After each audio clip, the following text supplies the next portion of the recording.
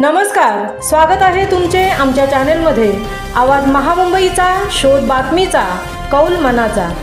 चला तर मग आमचे चॅनेल शेअर करा, लाईक करा आणि सबस्क्राइब करा।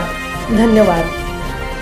मुंबई गोवा महामार्गावर खाजगी प्रवासी बसला आग, 34 प्रवासी बचावले। आगीत बससह प्रवाशांचे साहित्य जळून खाक।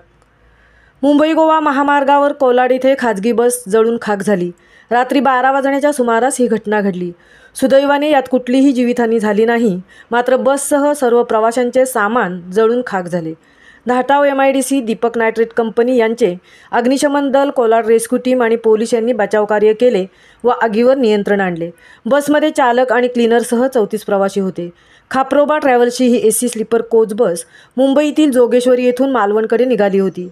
कोलाड रेल्वे पुलाजवळ आली असता बसच्या मागील बाजूस मोठा आवाज झाला। तेव्हा ड्रायव्हरने गाडी थांबवून पाहिले असता बसने मागील बाजूस पेट घेतल्याचे दिसले।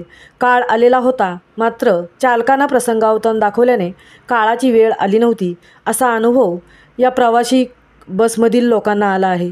तातडीने बसमधील सर्व प्रवाशांना खाली उतरवण्यात आले, त्यानंतर आगीचा भडका उडाला। आवाज महामुंबईचा चॅनेलसाठी दीपक दपकेसह तृप्ती भोईर, माणगाव, रायगड।